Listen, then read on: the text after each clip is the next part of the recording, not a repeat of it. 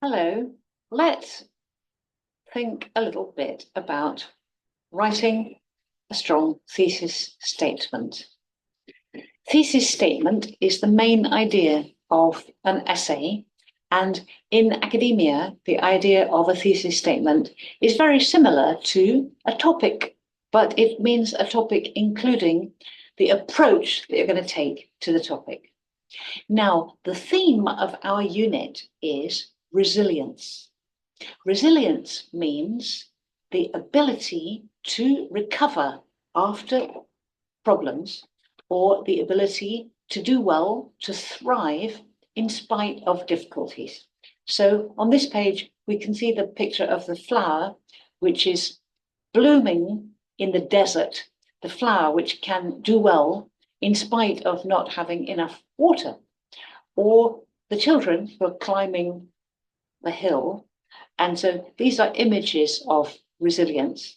Please take a look at the materials on the homepage and you can read about resilience and some theories from psychologists, particularly Norman Garmezi, Garmezi, Emmy Werner, Verner, and George Bonanno, Bonano, who talk about resilience in children and how do children become resilient.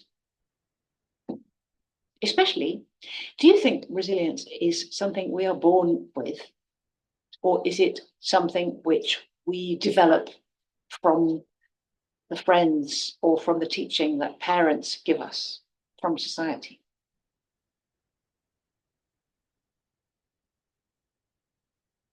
So this is about what a thesis statement is, and you can read more about this in the Miyazaki International College Writing Handbook. And we'll look at some more examples in this video. So here's the main thing that you need to know. A thesis statement is one sentence that gives the main idea of the whole essay. Now, you can actually have a kind of thesis statement across two sentences if your idea is quite complicated.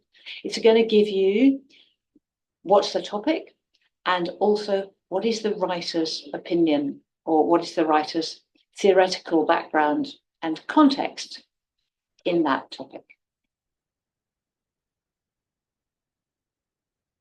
So take a look at these examples and decide, do you think these thesis statements are too broad, or do you think these thesis statements are okay, or do you think these thesis statements are too narrow?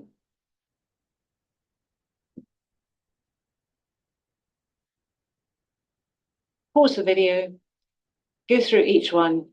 You can copy it if you like, or just write 1, 2, 3. I think there are 7. And okay, or too broad, or too narrow. What do you think? Imagine you were going to write a 5-paragraph essay. Is there enough there that you can write a 5-paragraph essay? Is it so general? If it's too general, you might find you have to write a book instead of an essay. And after you tried by yourself, take a look at my opinion.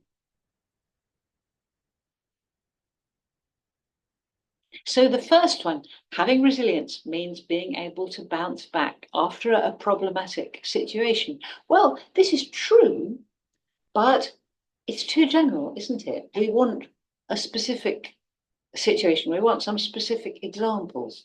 So it's good as a definition, it's good as part of your essay, but you need to know where you're going. If you spread your thesis statement across 2 sentences, or just put a comma and say, for example, after a car accident or a pandemic, or after experiencing poverty as a child. So you need a little bit more specific context. So number 2, this has a lot of specificity. And for me as a teacher, as an educator, it's going to be interesting for me because I'm interested in education. Number 3, maybe having a pet can contribute to your resilience. Yeah, that sounds to me, like you could write a 5-paragraph essay, especially if you try to find some psychological research to see if, for example, if somebody has a pet, do they exercise more? That's going to make them strong. If somebody has a pet, do they have emotional support because they love their pet? So that's possibly quite a good topic example. Now, this one, nobody likes to experience challenging situations.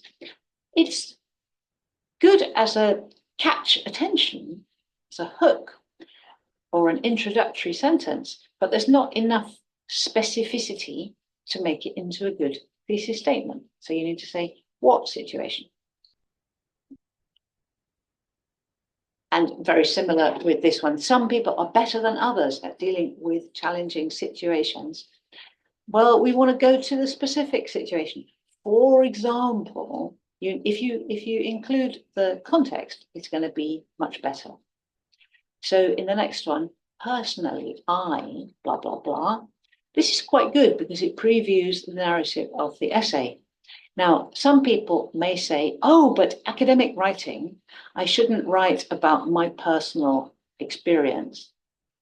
Well, it depends on what subject you are studying, and it depends on your approach, on your theoretical context. If you are writing anthropology or sociology or English linguistics essays, you might find that your personal experience is relevant. So you might be a participant in your own research. And in the kind of essays that we write this year, I will encourage you to use a personal voice. If you are going to be working in economics or hard sciences, then maybe you won't use a personal voice so much. And let's look at the last example of a topic sentence. According to Emmy Werner, resilience is due to a positive social orientation. You might need a bit more for your whole essay because we can't quite see where it's going. The topic sentence should tell us where you're going with the essay. So how about this? According to Emmy Werner, resilience is due to a positive social orientation. And this is proved true by evidence from high school students. So now we know that the writer's going to be writing about some kind of evidence and the context is going to be high school. That's much better, isn't it? So the topic sentence should be the guide for you. You can go back to and check that you included everything that you want to include. Take a look at the MIC Writing Handbook if you want to read more about thesis statements, and there are many good online videos about that. I think I will give you my example of my approach, which I was thinking about when I think about resilience. I think reading books can make you resilient. And so when I have experienced troubles, I sometimes shape it in my mind as being like the hero of the book who's having trouble. And so reading has made me a more resilient person. Isn't that interesting?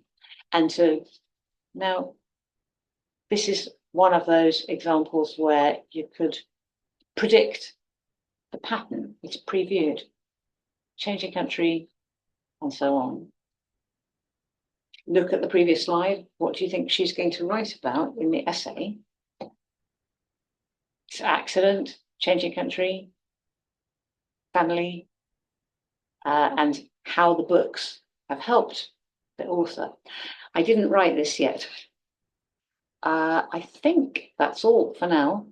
So go back, study the materials of Q Skills and study the materials of MIU Writing Handbook. There's a quiz about this video at the bottom of the MIU Moodle site with only 3 questions. to check that you watched it. So please go do that quiz as soon as you can and start to think about your experience of being resilient or a story that you know about someone else. And then when you read the articles for our unit on resilience, there are two articles. One article is The Climb of My Life, and it's about a journalist who went on a mountain climb after breaking her leg. She recovered, but she was still quite weak. And the other is about these three psychologists. So please read those and then see if you can find connections between your experience and their experience. And then you're going to plan your essay for this unit. See you soon.